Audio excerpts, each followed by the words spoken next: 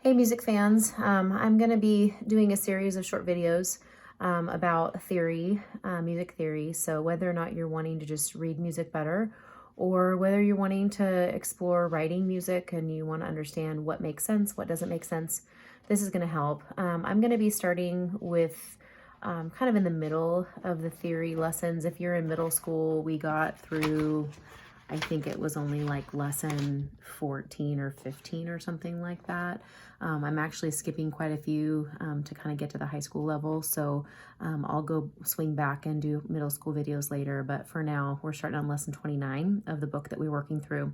And I'm going to be starting you on whole and half steps. So having knowledge of the piano is actually really helpful in understanding whole and half steps. So I'll upload this page so you can work off of it, but you can see that there is, for every single note on the piano, I'm starting on that middle C, this one right here. For every single note, white or black notes, is a half a step. So even from this B to C right there, even though it goes from a white note to a white note, it's still only a half a step because each key is a half a step. So if I'm going from C to D, that would be considered a whole step because I'm going C to C sharp is half and C sharp to D is half. E to F, there's no black note in between, right? It's just one note to the one key to the next key, so it's only a half a step.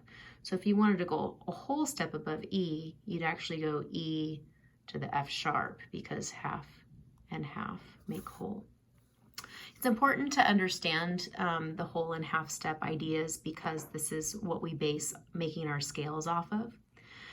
So when you are filling out the answers to the questions below, you really want to use this piano keyboard as an idea or as a checkpoint for knowing. If you already know piano, you'll just see it in your head and you'll know. But if you've not played piano before, this is what you want to keep in mind. Guitar, you could probably keep that in mind. The frets, just keep in mind of like when you're moving from fret to fret, you know, that's a step. So in between, you know, a half steps up. So if you're playing one string and you go from fret to fret, that's a half step each time, correct? If I remember correctly. It's been a while since I played my ukulele and guitar, but that's it. So it's the same idea. So when you're filling these out, you notice that from C to C sharp, if you take a look, that's only a half a step. But if you're looking from this F to G, that wouldn't be a half a step. That would be a whole step because F to F sharp to G, that's the entire whole step. So you want to just keep in mind this piano as you're filling it out and know that every scale that you're going to learn eventually is going to have a series of whole steps and half steps in it. So you really want to kind of commit that to memory. There are some good piano apps out there that are free that you can check out online if you don't have a piano in your home. If you have even just a little Casio keyboard, that can work just as well. But if you don't have a regular piano or a keyboard, then definitely I would download some sort of a free piano app so that you can be taking a look at that anywhere. So you'll notice that a couple of these keys have two notes. The black keys all have two names to them. These are called enharmonic. It'd almost be like a homophone where it's the same spelling, but it has two different meanings.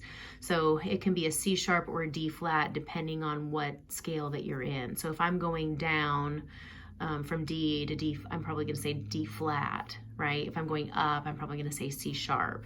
Now it depends really on what key you're in as to what you call them, but in this scenario, you would just, if you're going up, you'd call it the sharp. If you're going down, you'd call it the flat. And so they're called enharmonic notes.